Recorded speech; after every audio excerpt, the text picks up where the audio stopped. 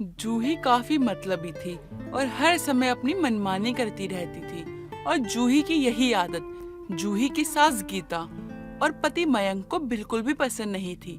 लेकिन फिर भी जूही को किसी से भी कोई फर्क नहीं पड़ता था। उसे जो करना होता था वो वही कर देती थी। ऐसे ही एक दिन जूही ढेर सारी शॉपिंग करके घर आती है और अपनी सास को बुलाने लगती है। कुछ देर बाद वहाँ गीता आती है और जूही अपनी सास को कपड़े दिखाते हुए कहती है, आज तो मैं बहुत सारी शॉपिंग करके आई हूँ। माँ जी, आप देखोगी कि मैंने कितनी शॉपिंग करी है, आप तो खुश हो जाओगी। मॉल में डिस्काउंट चल रहा था, तब मैंने सोचा क्यों ना आज थोड़ी सी मयंक की जेब ढीली करी जाए। ऐसे में आपके और मयंक के लिए भी मैंने थोड़ा बहुत ले लिया है, पर मैंने ज्यादा तो अपने लिए ही लिया है। वैसे आप लोगों के लिए लेना भी क्या था, आप लोगों के पास तो जो है बहुत है।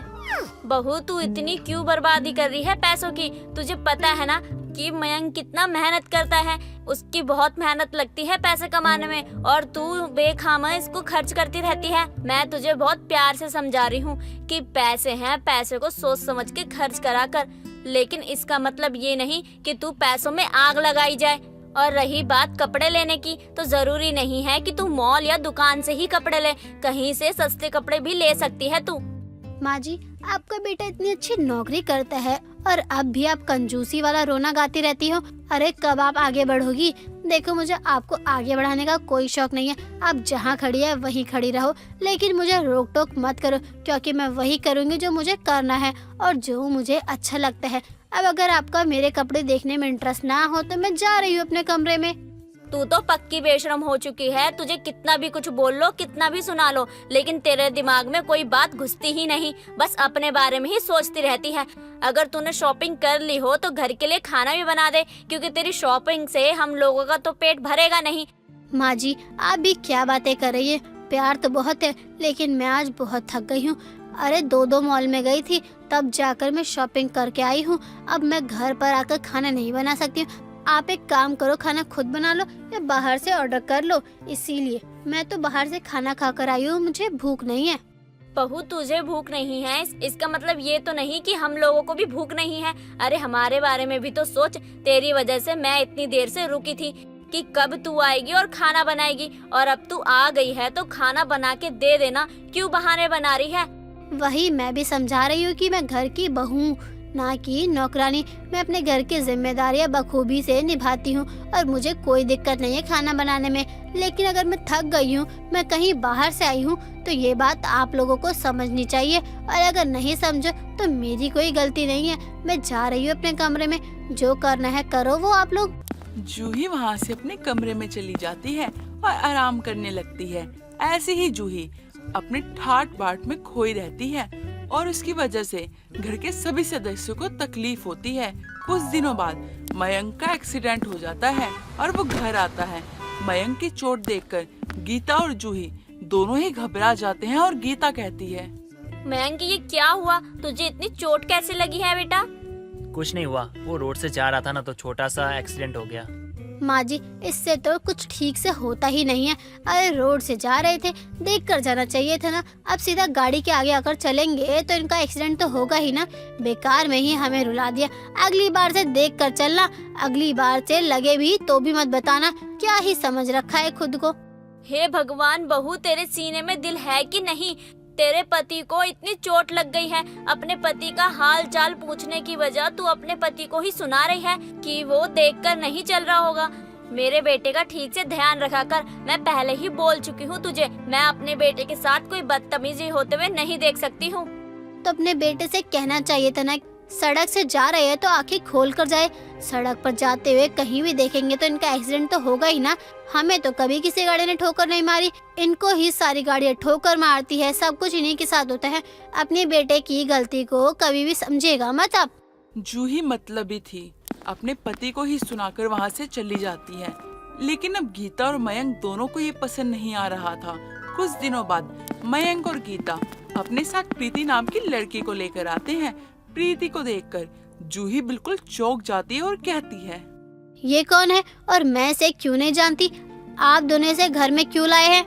बहू ये तेरी सौतन है, क्योंकि तू तो कोई काम करती नहीं है, ना अपने बहू होने का धर्म निभाती है, इसलिए मैं तेरे लिए दूसरी सौतन ले आई। अब यही घर का सारा काम करेगी। तुझे तो अपना कमरा ही भाता है, तू जा अपने कमरे में।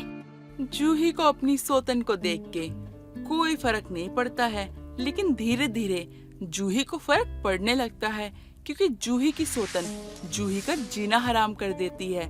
ऐसे ही एक दिन जूही को काफी ज्यादा भूख लग रही थी और वो रसोई में जाती है, और जब उसे खाना नहीं मिलता है तो तुरंत अपनी सौतन को बुलाती है।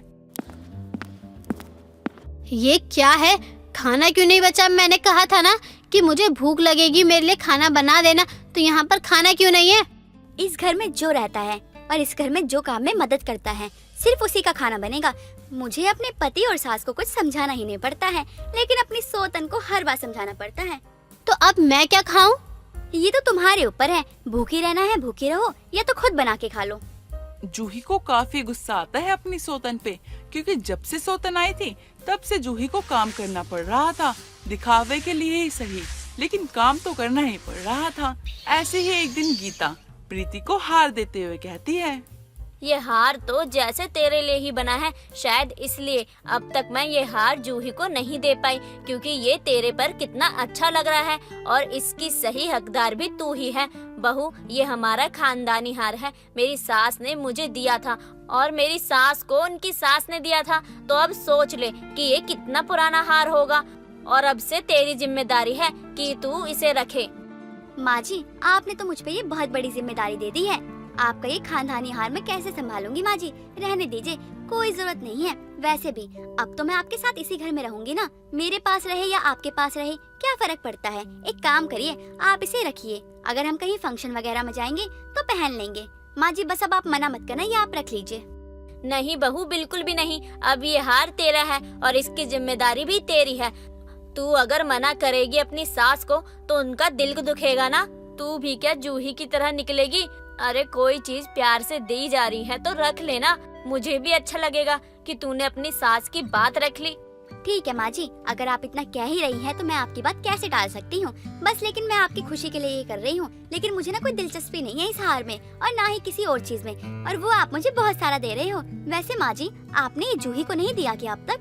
तभी वहाँ जूही आती है और बोलती है, माँ जी अब मेरी सौतन को हवा दे रही है। अरे मुझसे नाराजगी थी तो बताती ना, मेरी सौतन क्यों ले आई? मैं अपनी गलतियाँ सुधार लूंगी। माँ जी मुझे माफ कर दीजिए। बहू, अगर सच में तुझे अपनी गलती का एहसास हो गया है तो ठीक है, मैं बता देती हूँ, तेरी सौतन बस एक नाटक है। ये मेरी दूर की बहन की बेटी है।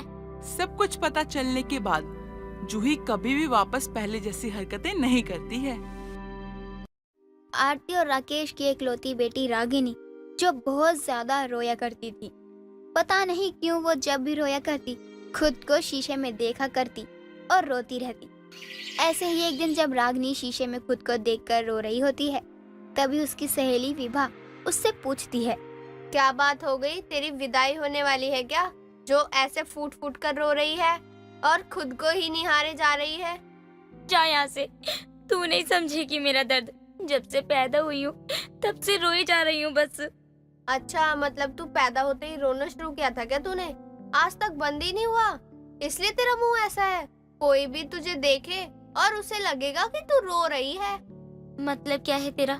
देख ले, मेरा मुंह तो बढ़िया है, शायद तेरी आंखें खराब हो गई हैं। मेरा मुंह रोंदू नहीं है, मैं रो रही हूँ, समझी? अरे हाँ, बात तो बिल्कुल तू सही कह रही है। बिना रोए तो तू माधुरी लग रही है। अब मत रोना, ठीक है? रोते हुए तू बंदरिया लगती है।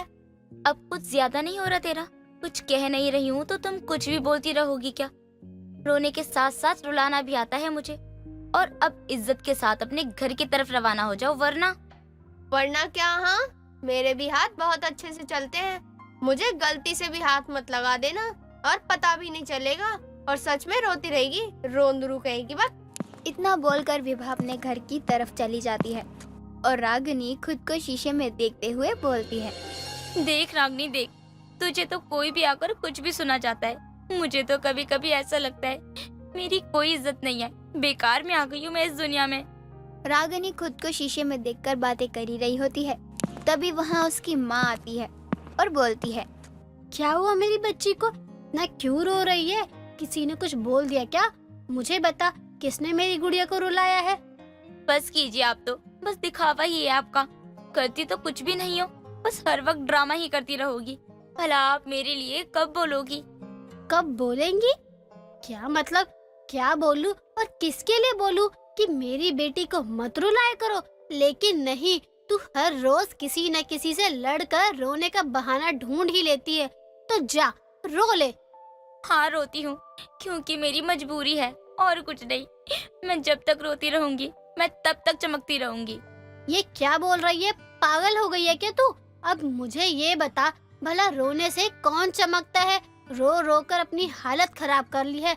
रुक, पानी लेकर आती हूँ। नहीं माँ, मुझे पानी नहीं चाहिए, मेरे पास पानी है। कब लेकर आई तू पानी? मैंने तो तुझे एक भी बार रसोई में घुसकर पानी लाते हुए नहीं देखा, तो फिर कब ले आई पानी? सुबह ही जब मैं यहाँ रोने के लिए तैयार हो रही थी तभी मैंने पानी भी लाकर रख दिया था और मैं पानी पिए जा रही हूँ। इसीलिए तो मैंने अभी तक आपसे पानी नहीं मांगा। दिखा मुझे भी, आखिर कितना पानी लेकर बैठी है तू, मैं भी तो देखूं। रागिनी अपनी माँ को पानी की बाल्टी दिखाती है। पानी की बाल्टी आधी हो चुकी थी। ये देखकर आरती अपने सर पर हाथ लगा लेती है और बोलती है, अरे लड़की, पागल हो गई है क्या? इतना ज्यादा पानी लेकर कौन बैठता है? अब पानी पीने की कोई जरूरत नहीं है, अब खाना खा लेना बस, अब कोई बहस नहीं। क्यों माँ, पानी तो जीवन है और आप जीवन से मुझे मुंह फेरने को कह रही हैं। क्या बात है माँ, आपको तो पता है ना माँ, पानी ही बचेगा हमारे पास पीने को, इसीलिए अभी से इसकी कदर कर लो। बस कर नौटंकी, कभी तो हमारी तरह जिंदगी बिता कर देख। रोती रहेगी जब देखो, पानी पीती रहती है, रोती रहती है। रोने से तेरे सर में दर्द नहीं होता क्या? नहीं माँ, सिर में दर्द क्यों होगा? आपको पता है, रोते रहने से हमारे चेहरे में कोई दाग धब्बे नहीं आते, झाइयाँ भी नहीं आती। ये सब कुछ नहीं होता, इसलिए तो मैं रोती रहती हूँ। अरे ये सारी गलत बातें तुम्हारे दिमाग में डालता कौन है? ये सब निकाल दे, वरना रोते रोते तेरी आंखों की टंकी से पानी सूख जाएगा।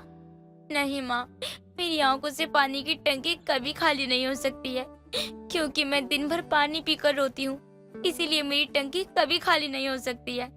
हे भगवान, इस लड़की के पास हर बात का जवाब और तरीका होता है। अब ऐसे कब तक करती रहेगी बेटी? कभी तो छोड़ना पड़ेगा। तेरी शादी हो जाएगी तो ये सब तेरी सास नहीं करने देगी। रागिनी अपनी माँ की बात को अनदेखा करते हुए पानी पीती है और फिर से रोने लगती है। ऐसे ही दिन गुजरते जाते हैं, लेकिन गुजरते दिन के साथ रागिनी जरा सी भी नहीं बदलती। ऐसे ही एक दिन जब रागिनी पानी पी रही होती है, तभी उनके घर मालिनी नाम की एक औरत आती है और बोलती है, अरे बाप रे बाप, इतना पानी कौन पीता है? अगर तुम्हारी तरह मैं भी इतना पानी पीने लगी, मेरा पेट तो फट ही जाएगा। बाप रे। अरे आंटी, ये मेरा रोज का काम है, इसीलिए मैं इतना पानी आराम से पी जाती हूँ। वैसे भी ज्यादा पानी पीने से हमारा चेहरा बहुत ग्लो करता है। हाँ, मुझे मालूम है, ज्यादा पानी पीने से चेहरा क्लियर होता है। वैसे बेटी, क्या ये आरती जी का घर है? जी हाँ, ये मेरी माँ का ही घर है। आइए ना अंदर, मैं अभी माँ को बुलाती। मालिनी के आने पर रागिनी का आज रोने का प्लान कैंसिल हो जाता है और वो बस पानी पीकर ही रह जाती है। कुछ देर बाद आरती बाहर आती है और मालिनी को देखकर बोलती है, बहन जी आप, मुझे यकीन नहीं हो रहा कि आप इस वक्त, लेकिन आप तो कुछ दिनों बाद आने वाली थी ना, तो अचानक कैसे? कैसी बात कर रही हो आप भी माँ? अगर आंटी वक्त से पहले आ भी गई है तो क्या हो गया? आंटी, आप माँ की बातों का बुरा मत मानना। तुम्हारी माँ घबरा कर ऐसे क्यों बोल रही है? वैसे बहुत प्यारी बातें करती हो तुम, और तुम्हारी माँ मेरे आने से घबरा क्यों गई? अगर मुझे पता होता तो मैं माँ को ऐसा क्यों बोलती? मुझे कुछ भी नहीं पता, अब आप ही बता दीजिए। पागल लड़की, ये तुम्हें देखने आए हैं, मतलब तुम्हें अपने घर की बहू बनाना चाहते हैं। अब मैं भी आती हूँ, आप लोग बातें कीजिए। रागिनी इतना बोलकर वहाँ से चली जाती है और तभी आरती और मालिनी हंसने लगती हैं। तभी मालिनी बोलती है, शायद शर्मा गई। सच में बहन जी, आपकी बेटी बहुत ही प्यारी है। मुझे तो बहुत पसंद है आपकी बेटी। अब तो रागिनी के हाँ का ही इंतजार है। लेकिन बहन जी, आपका बेटा भी अगर रागिनी को देखकर पसंद कर लेता तो अच्छा होता। ऐसे सिर्फ एक ही पसंद से शादी करना। आपको क्या लगता है मैं यहाँ अपनी खुशी से आई हूँ। नहीं, मुझे यहाँ मेरे बेटे ने भेजा है, क्योंकि वो रागिनी को बहुत पहले से ही पसंद करता है। इसलिए अब तो आपको कोई आपत्ति नहीं होनी चाहिए। लेकिन बहन जी, आपको मेरी बेटी के बारे में सब कुछ मालूम तो है ना? वो क्या है ना, बाद में कोई कुछ बोले तो अच्छा नहीं लगता है। आप चिंता मत करो, मेरे बेटे को रागिनी के बारे में सब कुछ मालूम है। और मुझे तो ये जानकर हैरानी हुई कि आपकी बेटी अपने चेहरे के ग्लो के लिए इतना कुछ करती है। ये बात अच्छी बात है। पानी भर भर के पीती है। अब शायद मैं भी उससे कुछ सीख लूं। चलो अच्छा हुआ, इनको सब कुछ पता है। मुझे अब कोई चिंता नहीं इस पागल की। इनको रोने वाली बात पता है या नहीं? अब क्या सोच रही हो? अब तो जल्दी से दोनों की शादी करवा देनी चाहिए। चट मंगनी पट ब्याह हो जाएगा। मालिनी और आरती दोनों बहुत खुश थे। ऐसे ही कुछ दिनों में रागिनी और अरुण की सगाई हो जाती है और देखते ही देखते शादी भी। रागिनी अपने ससुराल जाती है और उसकी सास अगली सुबह की तैयारियों के बारे में उसको अच्छे से समझा देती है। अगली सुबह रागिनी रोती है, तभी डरकर अरुण उससे बोलता है, अरे क्या हो गया तुम्हें? तुम रो क्यों रही हो? माँ ने कुछ कहा है क्या या फिर डांटा है? बताओ। अच्छा एक काम करो, मत बताओ, चुप तो हो जाओ। अरे रो मत। अरे क्यों रो रही हो? नहीं, मैं कई दिनों से रोई नहीं हूँ। मुझे मत रोको, रोने दो मुझे। मैं एक काम करता हूँ, मैं कमरे से बाहर चला जाता हूँ। तुम्हें जितना रोना है तुम रो लेना, कोई तुम्हें नहीं रोकेगा। मैं जा रहा हूँ। अरुण अपने कमरे से निकल ही रहा होता है, तभी वहाँ मालिनी आती है और अरुण से पूछती है, क्या हुआ? बहू को क्यों रुला रहा है? बहू, तू मत रो, मैं हूँ ना, मुझे बता। अरुण को मैं सबक सिखाती हूँ अभी। नहीं माँ जी, अरुण जी ने कुछ भी नहीं किया। तो तू रो क्यों रही है पागल? माँ जी, मैं दिन भर पानी पीकर रोती हूँ, क्योंकि मेरे चेहरे में ग्लो आ जाएगा। आप भी किया करो। रागिनी की बात सुनकर उसके ससुराल वाले हैरान हो जाते हैं और अब रागिनी के साथ उसकी सास भी रोती है। लेकिन मालिनी अपनी किस्मत पर और रागिनी अपने ग्लो के लिए। स्वाति बहुत ही गरीब घर से थी। वो दहेज में कुछ भी नहीं लाई थी, जिसकी वजह से कमला स्वाति पर जुर्म करती। स्वाति बहुत भोली थी। एक दिन स्वाति घर में पोछा लगा रही होती है, तभी बाहर से कमला आती है और फर्श गीला होने के कारण वो गिर जाती है। हाय राम, मार डाला रे, आज तो कमर ही तोड़ दी। ना जाने कौन सी कर्म की सजा दे रहा है भगवान मुझे। कमला जोर से चिल्लाने लगती है और घर के सारे लोगों को आवाज लगाती है। सब जल्दी से आते और कमला को उठाते हैं। कमला अपनी बेटी पूजा से कहती है, ये पोछा किसने लगाया है? एक काम ढंग से नहीं होता है क्या? माँ मैंने कुछ भी नहीं किया है, पोछा तो भाभी ने लगाया है। क्यों री, तुझसे एक काम नहीं होता है क्या? तुझे हमने इसलिए नहीं भी आया कि तू हमारे हाथ पैर तोड़ दे। माँ जी मुझे माफ कर दीजिए, आगे से नहीं होगा, आगे से मैं ध्यान रखूंगी। आगे गलती ना करे, इसलिए तुझे तो अभी सजा मिलेगी और सारे बड़े बड़े बर्तन धोएगी और साथ ही सबके कपड़े भी, समझी? स्वाति कमला की बात सुनकर अपना काम करने चली जाती है और उनके सामने चू तक नहीं करती। ऐसे ही दिन गुजरता है और कमला स्वाति पर अत्याचार करती है। एक दिन स्वाति ने घर के सारे कपड़े धोकर आंगन में सुखाने के लिए डाल रखे थे। रात को अचानक से बहुत तेज बारिश हो जाती है और सारे कपड़े गीले हो जाते हैं। कपड़े आंगन में रह गए थे, इसलिए वो गीले हो जाते हैं। कमला ने ये देख लिया था और वो स्वाति को कहती है, अरे ओ महारानी, आंगन से कपड़े क्या तेरा बाप लेने जाएगा? बारिश में सारे कपड़े गीले हो गए, कल सब पहनेंगे क्या? वो माँ जी मैं काम करने में व्यस्त थी तो कपड़े उठाना भूल गई, मैं अभी लेकर आती हूँ। अच्छा, ओहो, मेरी बहू घर का कितना काम करती है कि भूल जाती है सब। तो ठीक है, आज कपड़ों के साथ साथ तू भी आंगन में गीली होगी, तुझे भी बाहर ही रहना होगा। पर माँ जी बाहर तो बहुत तेज बारिश हो रही है, मैं कैसे रहूंगी? मैं बीमार पड़ जाऊंगी। ये तो तुझे पहले सोचना चाहिए था। आजा, आज तुझे सजा मिलेगी, तभी तो आगे से ध्यान देगी। चल चल बाहर चल अब। कमला स्वाति का हाथ पकड़ती है और उसे बाहर बारिश में खड़ा कर देती है। बेचारी स्वाति बारिश में खड़ी होकर रोने लगती है और गले में अपनी माँ के लॉकेट को देखकर कहती है, माँ, आप कहाँ हो? आपने मुझे किस घर में ब्याह दिया? इस घर में मेरी बिल्कुल भी इज्जत नहीं है। बस पूरा दिन अत्याचार करते रहते हैं। देखो ना माँ, मेरा हाथ भी जला दिया। आप आ जाओ माँ प्लीज। स्वाति ये सारी बातें आंगन में लगे पेड़ के ऊपर बैठी एक परी सुन रही थी। स्वाति को रोता हुआ देखकर परी का दिल पसीज जाता है और वो स्वाति की मदद करने की ठान लेती है और वो स्वाति के शरीर में समा जाती है। स्वाति रात भर बारिश में गिरी होती और अगले दिन सुबह कमरे में जाकर नहा धोकर तैयार हो जाती और अपना काम करने लगती। तभी वहाँ पूजा आती है। भाभी ये सब काम छोड़ो और जल्दी से जाकर मेरे लिए आलू के पराठे बना कर ले आओ, और हाँ, अचार भी ले आना। हाँ दीदी, अभी लेकर आती हूँ। स्वाति रसोई में जाती है और जल्दी से पराठा बनाकर पूजा के सामने रख देती है। पूजा पराठा खाती है तो कहती है, ये भी कोई पराठा है? इसमें तो कोई मिर्ची ही नहीं है। जाओ जाकर अच्छे से बना कर लाओ, और हाँ, मिर्ची अच्छे से डाल देना। मिर्ची खाएगी? रुक जा, तुझे अभी मिर्ची खिलाती हूँ।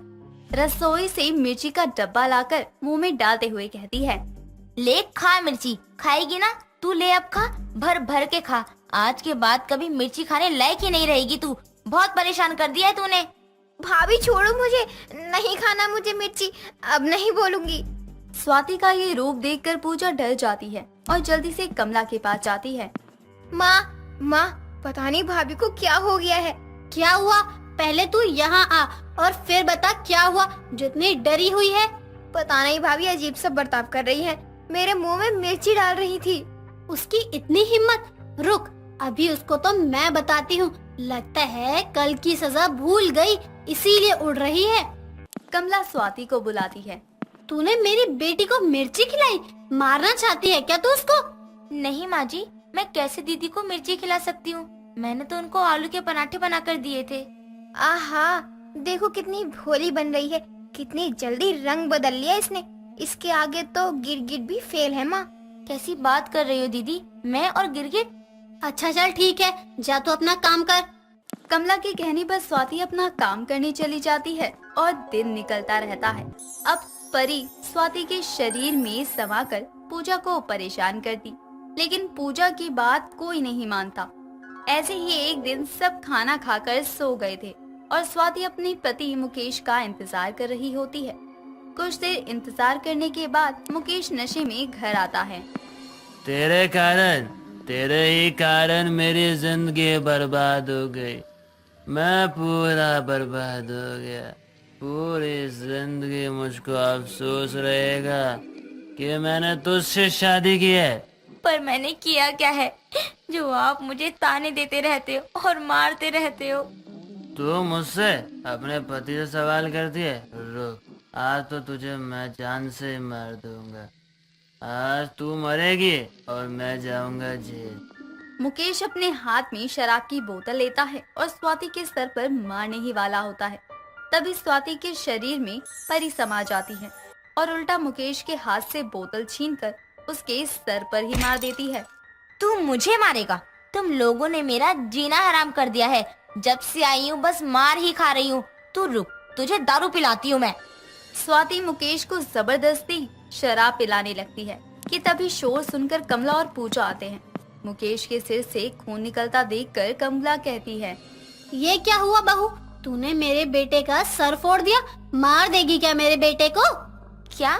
ये सब कैसे हुआ? इनकी ये हालत किसने की? माँ जी, जल्दी से डॉक्टर को बुला लीजिए। देखा माँ, बोला था ना कि कितनी जल्दी अपना रंग बदलती हैं। कोई भी गिरगिट फेल हो जाए इनके आगे।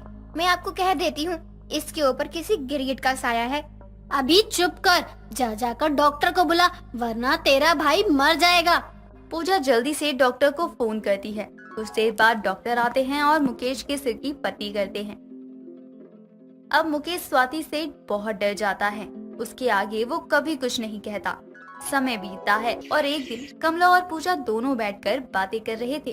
तभी पूजा कहती है, माँ, आपको नहीं लगता भाभी कुछ बदल सी गई है? जब से आपने उनको बारिश में खड़ा किया है तब से ही उनका बर्ताव बदल सा गया है।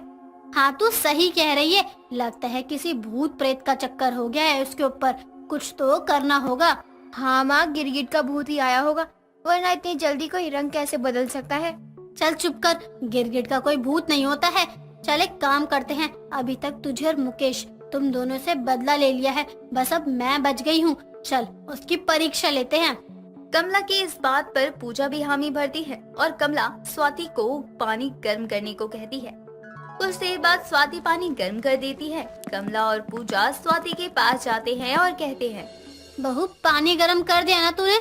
तुझे पक्का पता है ना पानी गर्म है? हाँ माँ जी, पानी गर्म है। अच्छा चल एक काम कर, इस पानी में हाथ डाल के दिखा।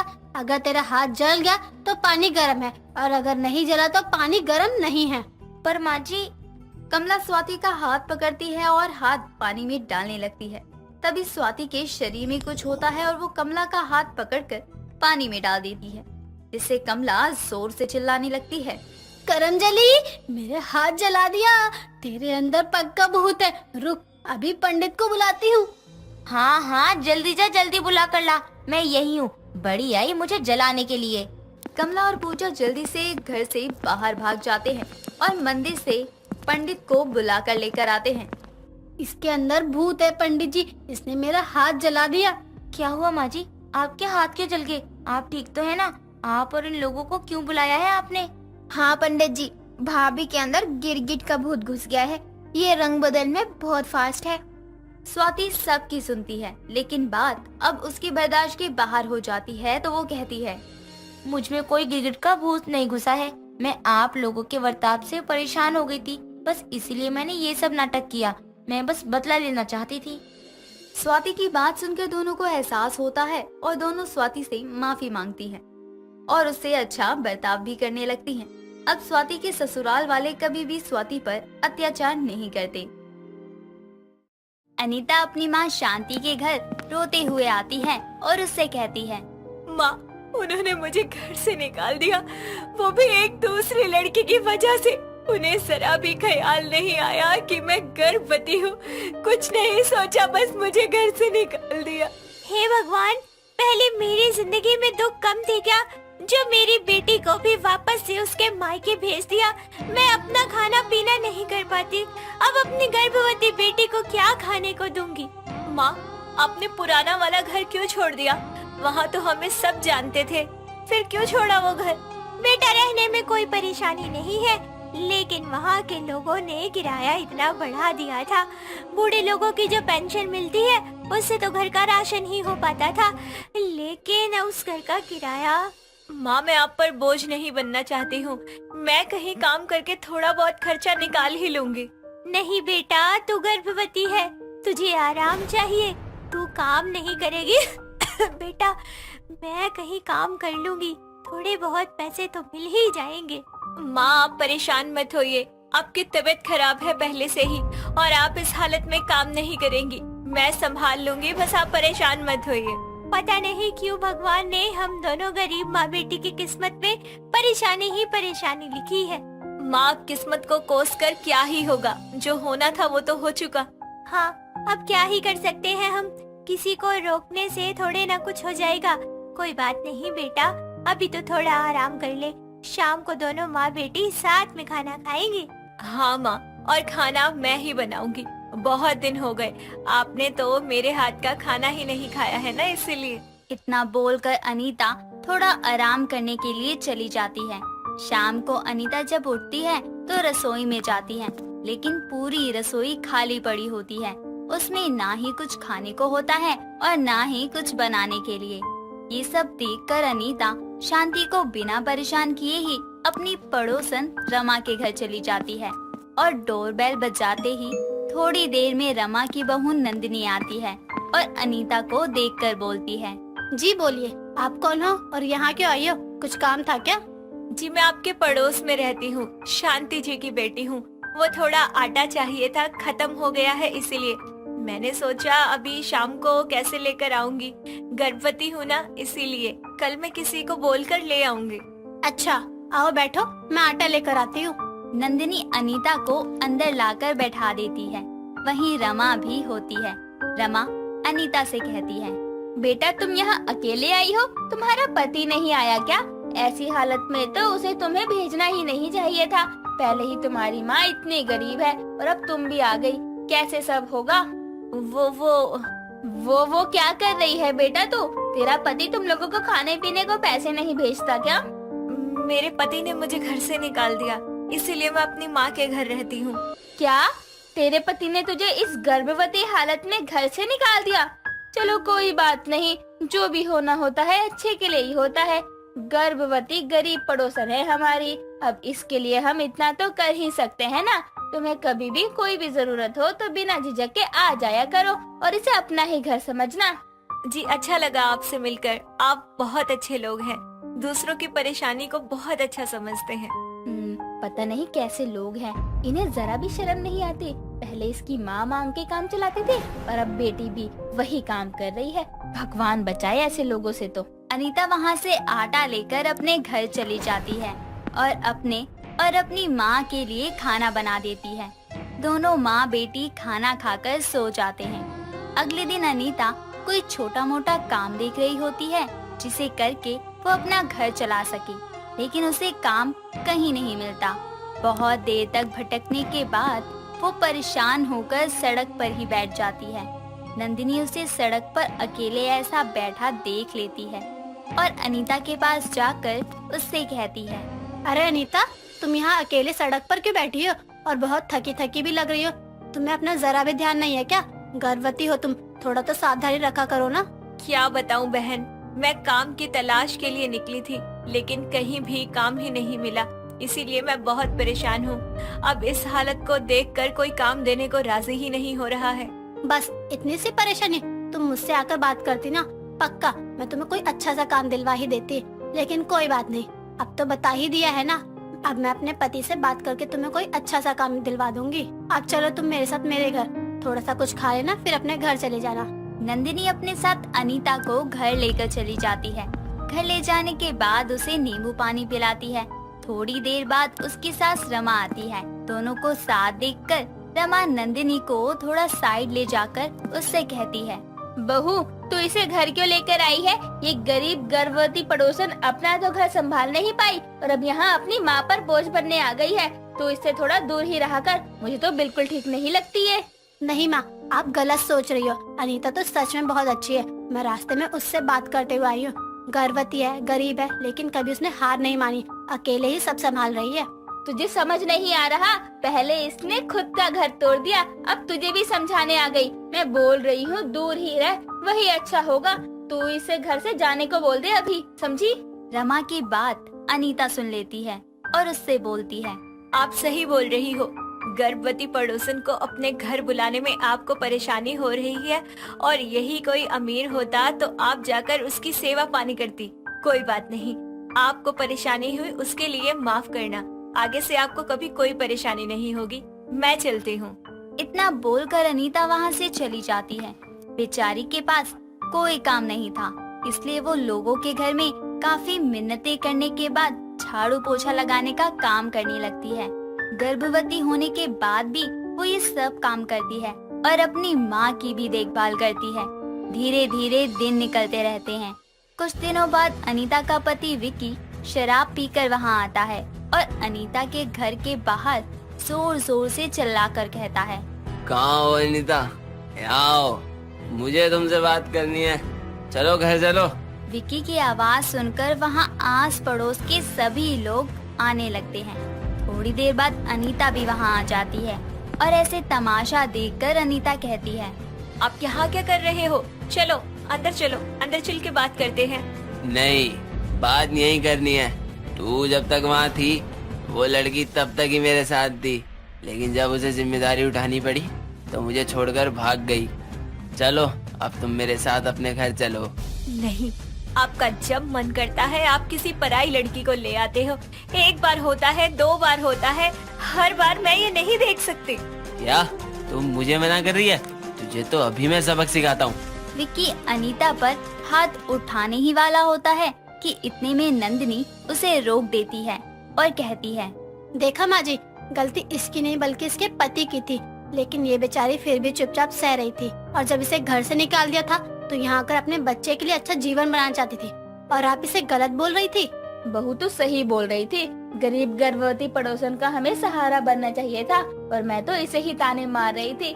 बेटा मुझे माफ कर दे और तुझे ये आदमी थोड़ा सा भी और परेशान करे ना तो मुझे बताइयो, अभी तो छोड़ दे रही हूँ। अगर दोबारा यहाँ दिख गया ना और मेरी गरीब गर्भवती पड़ोसन को परेशान किया तो जेल भिजवा दूंगी। भले ही रमा ने अनीता को कितना ही कुछ क्यों ना बोला हो, लेकिन जब उसे सच पता चलता है तो वो पड़ोसन होने का फर्ज निभाती है और विक्की को वहाँ से भगा देती है। उसके बाद अनीता को अपने बेटे से बोलकर एक अच्छा सा काम भी दिलवा देती है और अपनी गरीब गर्भवती पड़ोसन का हर बुरे वक्त में हमेशा